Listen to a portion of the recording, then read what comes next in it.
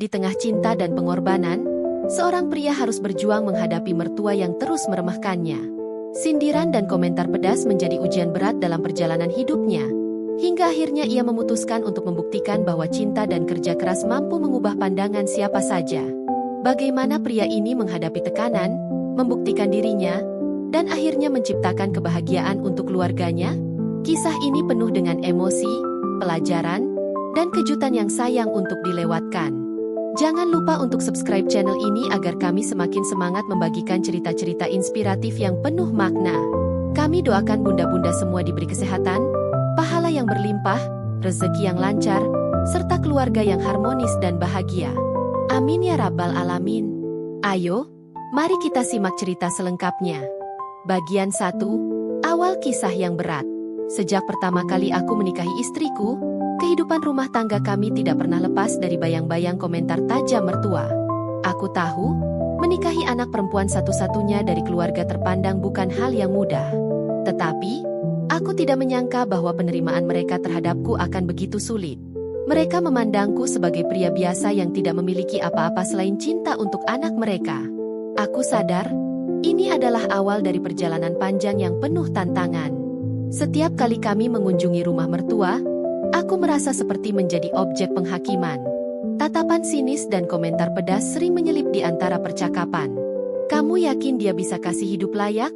adalah salah satu sindiran yang sering kudengar. Meski diucapkan dengan nada bercanda, aku tahu itu bukan sekadar lelucon. Kata-kata itu menancap dalam di hatiku. Tetapi aku memilih untuk diam demi menghormati mereka. Istriku, yang selalu setia di sisiku, mencoba menguatkanku. "Yang penting kita bahagia, Mas. Jangan terlalu dipikirkan," katanya. Tapi aku tahu, di balik senyumnya, dia juga merasa sedih melihat perlakuan keluarganya terhadapku. Aku merasa bersalah karena membuatnya berada di posisi sulit, terjebak antara membela suaminya dan menjaga hubungan baik dengan keluarganya. Kondisi ini semakin sulit ketika keluarga besar berkumpul. Di acara ulang tahun ayah mertua, aku menjadi pusat perhatian, tapi dengan cara yang tidak menyenangkan. Mereka membicarakan pencapaian anak-anak mereka yang lain, pekerjaan mereka yang bergengsi, lalu menoleh ke arahku dengan senyum tipis. "Kamu kerjanya apa sekarang?" tanya salah satu dari mereka dengan nada yang meremehkan. Aku menjawab sebaik mungkin, tetapi merasa semakin kecil di hadapan mereka. Namun, di tengah semua tekanan itu, aku berjanji pada diriku sendiri untuk tidak menyerah.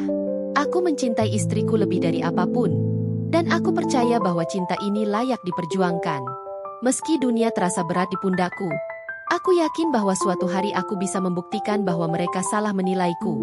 Aku hanya perlu waktu dan kesempatan untuk menunjukkan siapa diriku sebenarnya. Bagian 2. Menggali akar permasalahan. Setelah beberapa bulan menikah, aku mulai menyadari bahwa sikap mertua bukan hanya tentang aku sebagai individu, tetapi juga tentang harapan mereka terhadap anak mereka. Mereka berasal dari keluarga terpandang dengan standar hidup yang tinggi. Mereka menginginkan seorang menantu yang bisa memberikan kemewahan, bukan seseorang yang sedang merintis dari bawah sepertiku. Aku tahu ini tidak adil, tetapi aku ingin tahu lebih dalam alasan di balik pandangan mereka. Aku mulai memperhatikan pola perilaku mereka. Setiap kali kami berkumpul, mereka sering membicarakan mantan pacar istriku, seorang pria sukses yang sekarang menjadi direktur di sebuah perusahaan besar. Mereka tidak pernah menyebutkan namanya secara langsung, tetapi pujian mereka terhadap pria itu jelas ditujukan untuk menyudutkanku. Aku merasa seperti berada di bawah bayang-bayang seseorang yang bahkan tidak lagi ada di kehidupan istriku. Hal ini mendorongku untuk berbicara dengan istriku. Kenapa mereka selalu membandingkan aku dengan orang lain? Apa aku benar-benar tidak cukup baik untuk mereka? Tanyaku dengan nada putus asa. Istriku memelukku erat dan berkata, "Kamu lebih dari cukup, Mas. Mereka hanya belum mengenalmu seperti aku mengenalmu. Aku yakin, suatu hari mereka akan melihat apa yang aku lihat dalam dirimu." Kata-katanya memberi sedikit kelegaan, tetapi aku tahu bahwa ini lebih dari sekadar meyakinkan diriku sendiri. Aku juga berbicara dengan beberapa teman dekat untuk meminta pandangan mereka. Salah satu dari mereka berkata, "Kadang, orang tua punya ekspektasi yang tidak realistis. Mereka lupa bahwa kebahagiaan anaknya tidak selalu tentang uang atau status." Kata-kata itu memberiku perspektif baru. Aku mulai melihat bahwa sikap mertua bukan tentang aku secara pribadi, tetapi tentang ketakutan mereka bahwa aku tidak bisa memberikan kehidupan yang mereka harapkan untuk anak mereka. Namun, meskipun aku memahami akar permasalahannya, aku tahu bahwa ini bukan alasan untuk menyerah. Jika mereka ingin bukti, aku akan memberikannya. Aku mulai merancang rencana untuk mengubah pandangan mereka, bukan dengan kata-kata, tetapi dengan tindakan. Aku tahu ini tidak akan mudah, tetapi cinta dan tekadku untuk istriku menjadi bahan bakar yang cukup untuk memulai langkah pertama menuju perubahan. Bagian 3. Air mata di tengah konfrontasi. Ketegangan yang terus terjadi akhirnya mencapai puncaknya pada suatu malam. Ketika itu, keluarga besar berkumpul untuk merayakan ulang tahun ibu mertuaku. Aku mencoba bersikap ramah, berbicara secukupnya, dan menjaga suasana tetap hangat. Namun, semuanya berubah ketika salah satu kerabat tiba-tiba mengungkit topik tentang penghasilan. "Jadi, kamu sudah kerja di mana sekarang?" tanya salah satu paman dengan nada menggali. Aku menjawab dengan tenang, menjelaskan bahwa aku sedang merintis usaha sendiri. Namun, responsku langsung disambut dengan tawa kecil dari mertua. "Usaha kecil-kecilan begitu, ya? Apa bisa menghidupi keluarga?" kata ayah mertua, setengah bercanda tapi menyakitkan.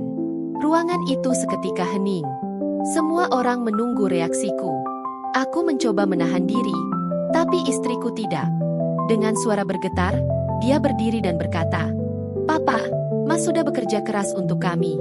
Mungkin hasilnya belum terlihat sekarang, tapi dia selalu berusaha yang terbaik."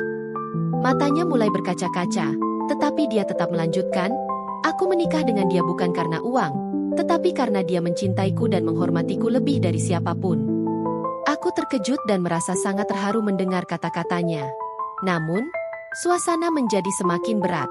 Ayah mertua terlihat tidak senang dengan respons istriku, dan ketegangan di ruangan itu semakin terasa.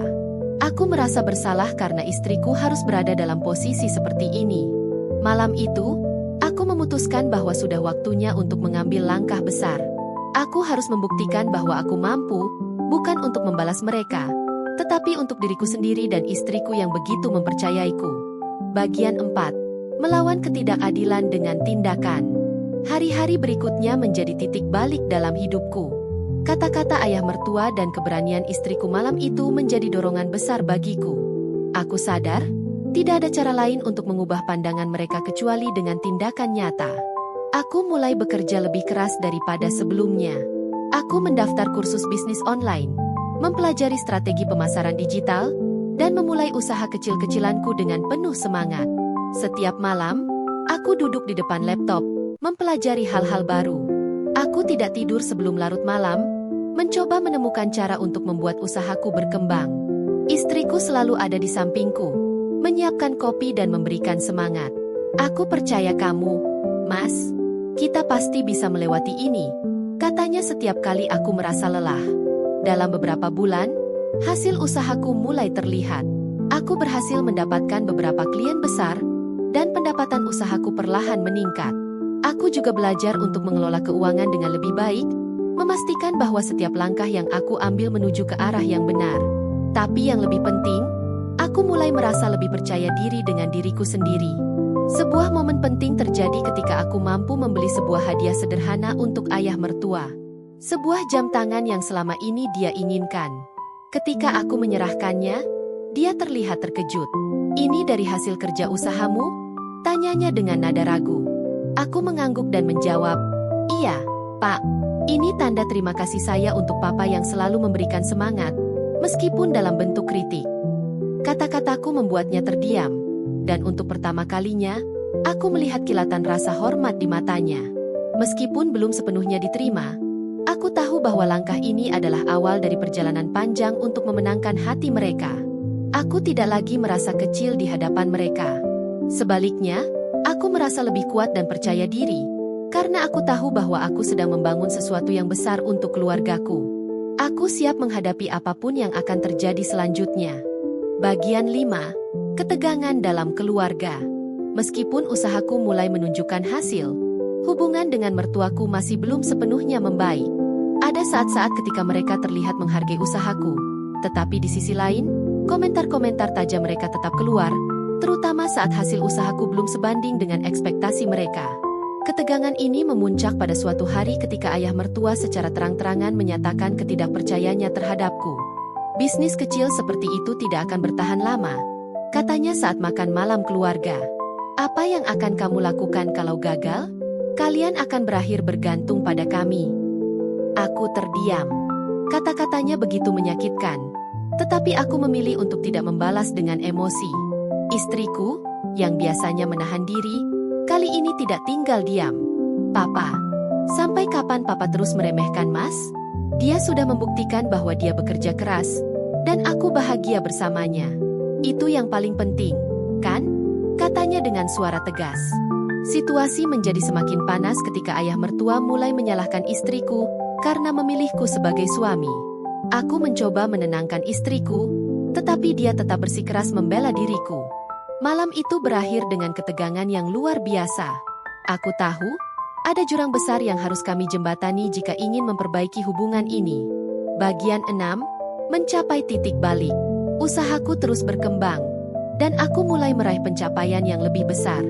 Aku berhasil memenangkan proyek besar yang membuat pendapatanku meningkat secara signifikan. Dengan hasil ini, aku mulai merencanakan sesuatu yang spesial untuk menunjukkan kepada mertuaku bahwa aku mampu memberikan kehidupan yang layak untuk keluargaku. Aku mengatur acara makan malam di rumah kami. Semua keluarga diundang, termasuk mertuaku. Aku menyiapkan segalanya dengan maksimal, dari makanan hingga suasana rumah. Ketika semua orang berkumpul, aku berdiri dan memberikan ucapan terima kasih kepada semua orang, terutama mertuaku. Mungkin selama ini saya belum bisa memenuhi harapan Papa dan Mama. Tapi saya ingin Papa dan Mama tahu bahwa saya selalu bekerja keras demi istri saya, demi keluarga ini.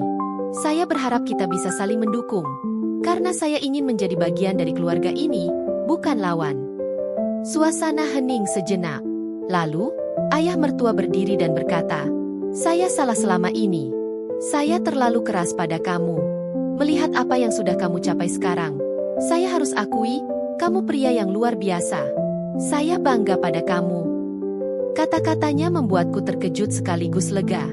Untuk pertama kalinya, aku merasa diterima sepenuhnya. Bagian 7. Rekonsiliasi dan kebahagiaan. Setelah makan malam itu, hubungan kami perlahan membaik.